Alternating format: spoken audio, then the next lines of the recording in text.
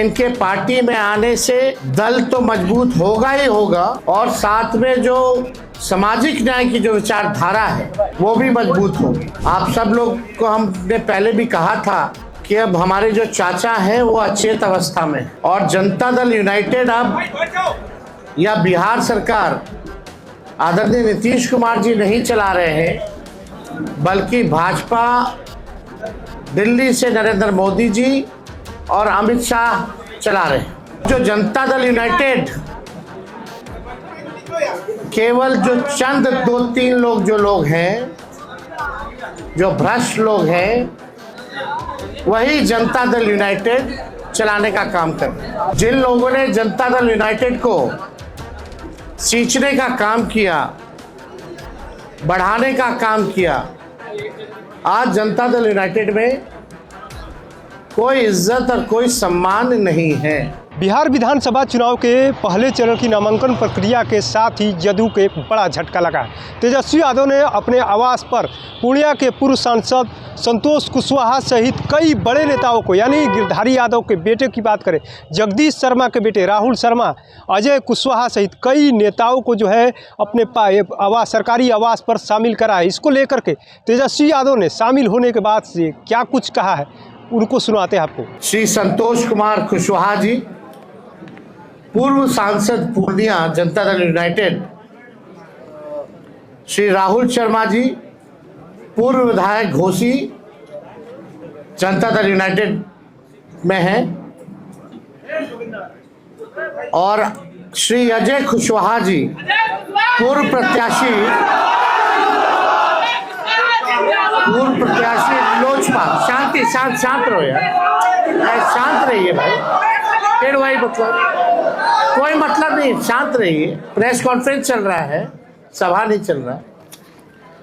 अजय कुशवाहा जी जो पूर्व प्रत्याशी लोजपा के रहे, और श्री चाणक्य प्रकाश रंजन जी, ये जनता दल यूनाइटेड के सांसद बांका के गिरधारी प्रसाद यादव जी के सुपुत्र हैं।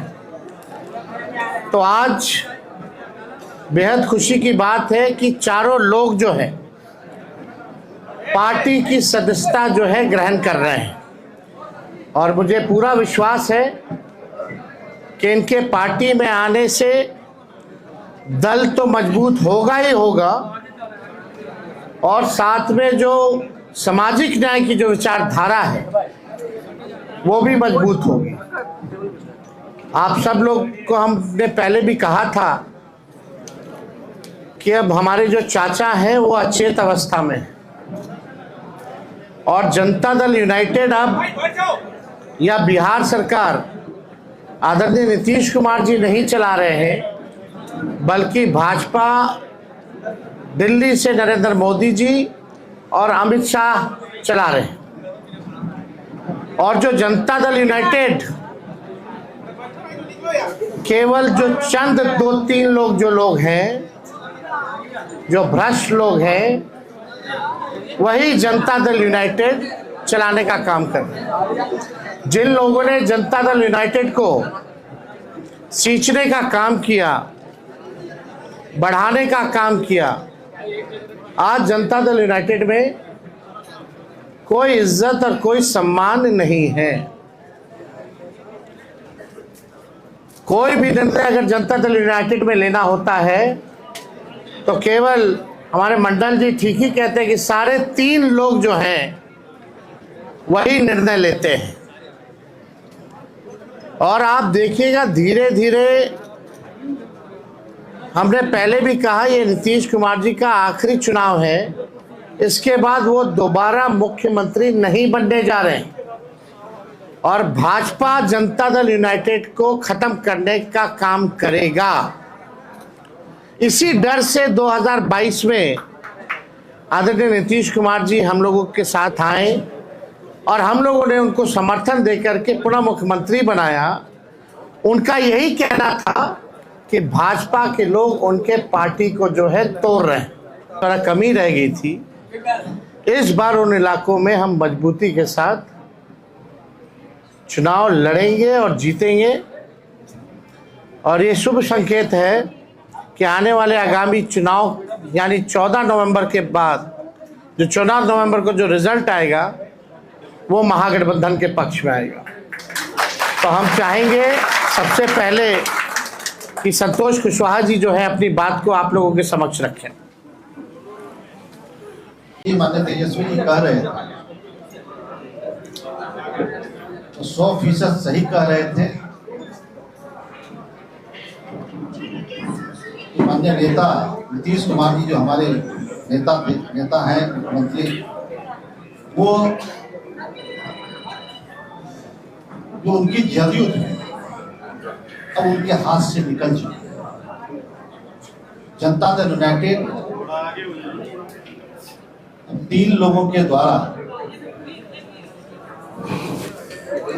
उसको गिरवी रखने के लिए, उसको अंधेरे में रख सारे राजनीतिक फैसले लिए जा रहे हैं। और आने वाले समय में जनता दल समाप्त हो जाएगी और जनता दल यूनाइटेड की जो धारणा थी कि लव कुश के साथ साथ जो अति पिछड़ा दलित वंचित समाज के लोग थे वो उसका आधार वोट माना जाता है। लेकिन जिस तरीके से 2-3 लोगों के द्वारा हाईजैक किया गया है पार्टी को, मुझे लग रहा है कि अब जो जनता दल यूनाइटेड के निर्णय होते हैं उसमें कोई एक भी सदस्य पिछड़े वर्ग से, लव कुश समाज से नहीं होते। हमारे प्रदेश अध्यक्ष भी हैं तो मात्र एक मुझे जो मेरी समझ है उसके हिसाब से जो गेट पे दरमान होते हैं उनकी भूमिका मात्र वही रह गई है और उन्हें भी जलील किया जाता है समय समय पे। और जनता दल यूनाइटेड अब ऐसे लोग चला रहे हैं जो नीतीश कुमार जी को समाप्त करना चाहते हैं। ये लव कुश की पार्टी आधार लव कुश था, अति पिछड़ा दलित, अब वो रहा नहीं। सारे समाज के लोग तेजस्वी जी के साथ और राष्ट्रीय जनता दल के साथ आगे बढ़ना चाहते हैं। सब सभी लोग विकल्प के तलाश में है कि बिहार फिर से जो हमारा बिहार है वो पिछड़े समाज के हाथों में, पिछड़ों के नेतृत्व में बिहार आगे बढ़े, ऐसा मेरा मानना है। और नीतीश कुमार जी अब सभी जानते हैं कि 2014 में पूरे देश में बीजेपी की आंधी थी, मोदी की आंधी थी। मैं उस वक्त विधायक था और विधायकी से इस्तीफा देकर जनता दल यूनाइटेड से हम पूर्णिया लोकसभा से चुनाव लड़े थे और वहां पे हम लगभग 1,20,000 वोटों से चुनाव जीते। और दूसरी सीट नालंदा जो किसी तरीके से 6-7 हजार से हमारे भाई कौशलेंद्र जी जीतने का काम किए थे। और जेडीयू का पूरे बिहार में कहीं सफाया हो गया और आज अभी जो लोग जेडीयू को लीड कर रहे हैं उन लोगों की भी जमानत जब्त हो गई। एक कहावत है हम लोग क्या कि माल महाराज के मिर्जा खेले होली। वोट पिछड़ों का, वोट लव कुश का, वोट अति पिछड़ा का, वोट दलित का, वोट महादलित का, और शासन सत्ता की चाबी मुट्ठी भर लोगों के हाथ में। और जो लोग वैसे लोग चुनाव हार जाते हैं वो लोग बिहार सरकार में मंत्री बन जाते हैं, राज्यसभा चले जाते हैं, एमएलसी बन जाते हैं। और पिछड़े समाज के लोगों को खास करके लव कुश जो आधार है वैसे लोगों को उपेक्षित किया जाता है, वैसे लोगों को एक तरह से जलील किया जाता है। अभी जो व्यवस्थाएं बनी हुई है जनता दल यूनाइटेड में उसके द्वारा, इसलिए तमाम बिहार के शोषित वंचित पीड़ितों से आग्रह करना चाहेंगे कि आदरणीय तेजस्वी जी के हाथ को मजबूत करना है, बिहार में नई व्यवस्था लानी है और तेजस्वी जी के नेतृत्व में बिहार में महागठबंधन की सरकार बनेगी, ऐसा मेरा विश्वास है। और मुझे कहने में कोई संकोच नहीं है कि इस बार तेजस्वी जी अपार संख्या बल के साथ बिहार में मुख्यमंत्री करने आए हैं। और जैसा कि बड़े भाई संतोष कुशवाहा जी ने कहा कि जिस पार्टी को हम सभी लोगों ने खून पसीने से सींचा और यहाँ तक लेकर आज एक भी कोई भी पुराना सदस्य इस पार्टी का, चाहे किसी स्तर पे हो, ग्राम स्तर पे हो, पंचायत स्तर पे हो, प्रखंड स्तर पे हो, जिले स्तर पर हो या राज्य स्तर पे हो, उस सारे लोगों को दरकिनार करके और चंद लोगों के द्वारा इस पार्टी का हैंडलिंग किया जा रहा है।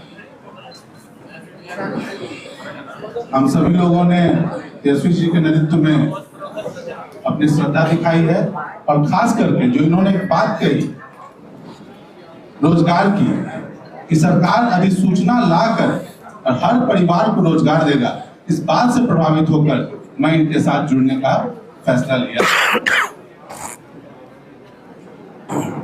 भाई संतोष जी ने कहा पिछड़े अति पिछड़े, मैं उसमें जोड़ना चाहूंगा कि बेरोजगारी का दंश जितना पिछड़ा झेल रहा है, अति पिछड़ा झेल रहा है, महादलित झेल रहा है, उससे कम सवर्ण नहीं झेल रहा है। तो इस मुद्दे पे सारे लोग आपके साथ आएंगे, आपके नेतृत्व में आएंगे और आपके नेतृत्व में बिहार में सरकार बनेगी, ताकि रोजगार के लिए हम सभी लोग एकजुट होकर और आपके अंतर्गत खड़े हों और आपकी सरकार बनाएं। इसके साथ ही एक बात और भाई संतोष जी ने कहा जिसे मैं जोड़ना चाहूंगा, आज आप किसी भी ब्लॉक थाने में चले जाइए, अंचल में चले जाइए, आपकी जाति कोई भी हो, बिना पैसे का एक जन प्रमाण पत्र तक नहीं बन रहा। तो कौन है इसका जिम्मेवार? क्या सरकार में बैठे लोग नहीं है, मुख्यमंत्री नहीं है? तो जिम्मेवारी तो तय करनी होगी और ये जिम्मेवारी तय करने का समय अब आ गया है। हम सभी लोग जनता की अदालत में जा रहे हैं और वहां इस जिम्मेवारी को तय कर और इस बात की मैं आप सबके माध्यम से और माननीय तेजस्वी जी से भी अनुरोध करूंगा कि आप इस बात को भी रखें, ताकि जो भ्रष्टाचार अंचल और ब्लॉक और थाने लेवल पर हो रहा है उसका सफाया सरकार बनने के 20 दिनों के अंदर में किया जाएगा। इन्हीं शब्दों के साथ आप तमाम लोगों को बहुत बहुत धन्यवाद। अजय जी, अजय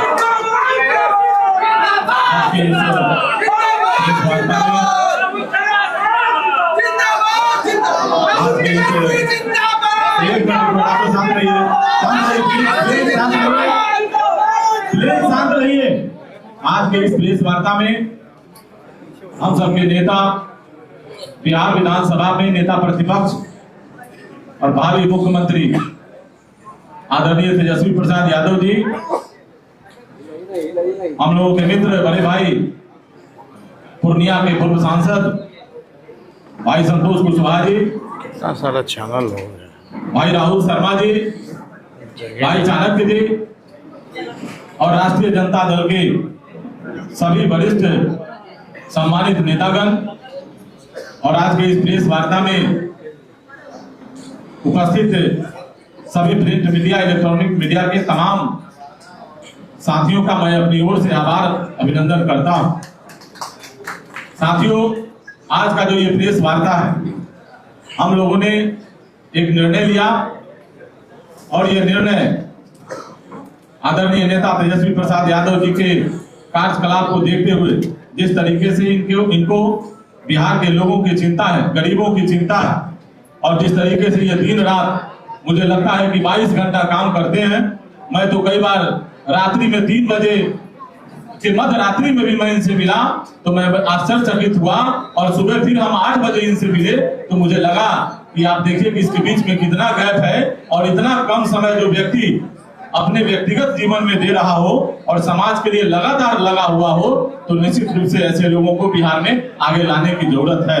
और आज के समय में बिहार के पूरे युवा और खास करके ये बिहार हमारा युवा प्रदेश है और पूरे बिहार के तमाम जाति धर्म संप्रदाय के सभी युवाओं ने ठान लिया है कि आने वाले समय में महागठबंधन की सरकार बनेगी और तेजस्वी यादव जी के नेतृत्व में वो सरकार आगे काम करेगी। हम लोगों ने लोक जनशक्ति पार्टी के साथ काम किया। 2010 से 2024 तक हम लोक जनशक्ति पार्टी के साथ थे। 2024 के लोकसभा चुनाव में लोक जनशक्ति पार्टी ने टिकट के वितरण में जो किया आप सबको पता है, आप सब जानते हैं। कई साथी इसमें से छायाकार बंधु, हम लोगों ने जब प्रेस कॉन्फ्रेंस किया था तो लोगों से कार्यक्रम का हिस्सा बने थे और मैं विशेष उस पर अब टिप्पणी नहीं करूंगा, सिर्फ इतना ही कहना चाहूंगा कि वो ऐसे नेता हैं कि जब 2024 में उनको जरूरत पड़ी तो मुख्यमंत्री श्री नीतीश कुमार जी के चरणों में गिरने का काम किए। और उसके बाद के दिनों में और उसके पहले आप लोगों ने देखा होगा कि पानी पी पी कर वो गाली देके मुख्यमंत्री जी को जेल भेजने की बात करते थे। वो लगातार कहते थे कि बिहार में नल जल की भ्रष्टाचार, अन्य विकास की योजनाओं में जो भ्रष्टाचार उनको दिखती थी, उस समय वो दारूबंदी शराबबंदी के संदर्भ में पूरे बिहार में घूम घूम के चर्चा करते थे। आप सभी मित्रों को इसकी जानकारी है, इसलिए बहुत कुछ नहीं बोलते हुए सिर्फ इतना ही कहना चाहेंगे कि पूरा बिहार जग गया। जाति धर्म संप्रदाय से ऊपर उठकर आदरणीय नेता तेजस्वी प्रसाद यादव जी के नेतृत्व में बिहार आगे बढ़ चला है और आने वाले दिनों में बिहार के भावी प्रॉब्लम है। तो तेजस्वी भैया ने सबको देखते हुए एक ऐसा इतना अच्छा निर्णय लिया है कि सबको नौकरियां मिलेंगी इन परिवार में, जिसमें जो काबिल होंगे। एक नौकरी हर परिवार में मिलने का जो निर्णय लिया है, ये बहुत ही अच्छा निर्णय है और ये बहुत बिहार में बहुत सारे लोगों को फायदा पहुंचाने वाला है। ये इस पूरे राज्य की इकोनॉमी को काफी अच्छा स्टिमुलेंट बनेगा और इस प्रदेश का विकास हो सकता है, क्योंकि ऐसे बड़े सोच की जरूरत है इस राज्य को। इसीलिए मैंने इन सब बातों को ध्यान में रख के ये पार्टी ज्वाइन करने का निर्णय लिया है। और यहाँ पे मेरे आसपास सारे इतने वरिष्ठ लोग हैं जिनके पास बहुत सारा अनुभव है। इनके सारे अनुभव से मैं सीखना चाहता हूँ और इनके अनुभव से तौर तरीके से सीख के आप लोगों के बीच में आना चाहता हूँ, ताकि तेजस्वी भैया का हम हाथ मजबूत कर सके और इनको हम चीफ मिनिस्टर बना सके। इसी के साथ धन्यवाद। बहुत बहुत शुक्रिया। अब जो औपचारिकता जो है वो पूर्ण की जाएगी। हम इनका पार्टी में चारों लोगों का स्वागत करना चाहेंगे। तो आपने सुना किस तरीके से तेजस्वी यादव ने पार्टी की सदस्यता दिलाने के बाद से अपनी बातों को रखा है। तो कहीं ना कहीं कहे तो जिस तरीके से चुनावी मौसम तो चल ही रहा है, लेकिन पहले दिन ही नामांकन प्रक्रिया के पहले दिन ही जदयू को एक बड़ा झटका लगा है। अब देखने वाली बात होगी कि इस झटके से जदयू कैसे उभर पाती है। NBC 24 के लिए पटना से कृपा शंकर की रिपोर्ट।